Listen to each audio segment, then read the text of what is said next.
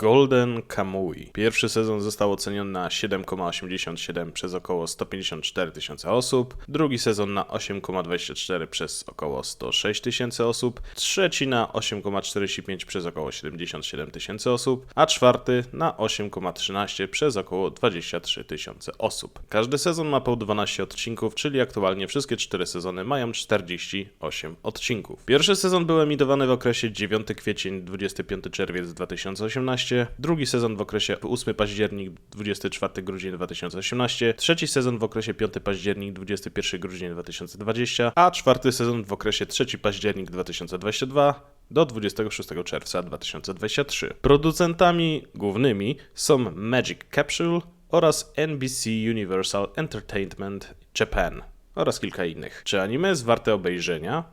Czy spadek oglądalności wraz z każdym sezonem sugeruje, że seria jest kiepska? Czy historia jest na tyle ciekawa, by przeznaczyć jej tyle odcinków? Cóż, zobaczymy.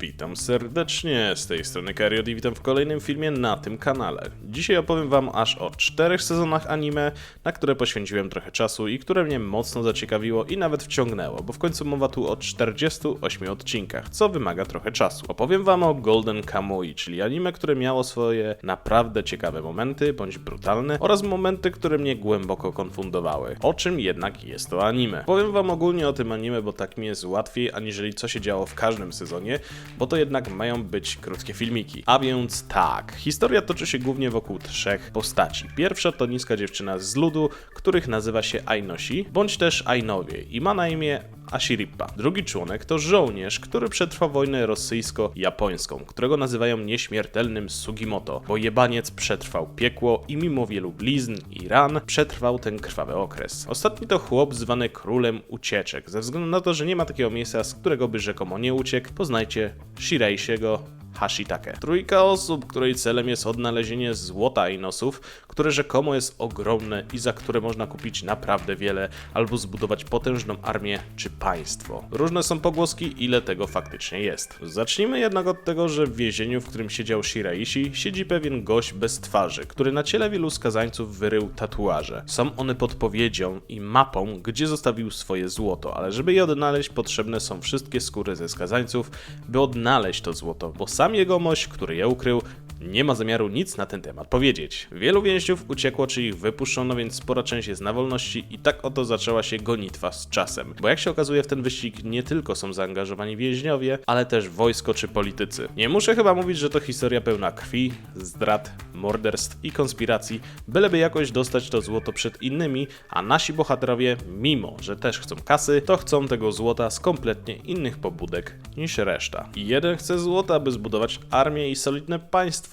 drugi by mieć kontrolę po prostu. A nasi bohaterowie chcą dla własnych celów jak pieniądze na wyleczenie żony przyjaciela, który zginął na froncie. A Shirippa w sumie nie pamiętam, chyba dla swojego ludu, bo w końcu to ich złoto, a Shiraishi zapewne wyda na willę, alkohol i kurwy. Warto nadmienić, że w anime mamy kilka wydarzeń historycznych oraz prawdziwe postacie, jak właśnie wojna rosyjsko-japońska czy zamach na cara Aleksandra II. Lubię takie rzeczy jak wykorzystywanie kwestii historii czy postaci historycznych, więc jest to naprawdę duży plus dla mnie, a sama historia jest również ciekawa, ze względu na intrygi, historię bohaterów, walki czy bitwy, gonitwa ze złotem czy skazańcami, którym udało się uciec z więzienia, a ci są różnoracy i czasem naprawdę pojebani. Warto też nadmienić, że sporo tu humoru i komedii, co mi czasem przeszkadzało, bo sama historia i wydarzenia mają raczej poważny klimat, bo w końcu mamy wojsko, raczej jednostkę, która działa samozwańczo, by zdobyć hajs i mieć panowanie, która jest zdolna zabić swoich własnych, byleby osiągnąć cel. Mamy jakiegoś starego samuraja, który chce bodajże zbudować potęgę japońską oraz inne postacie, które chcą złota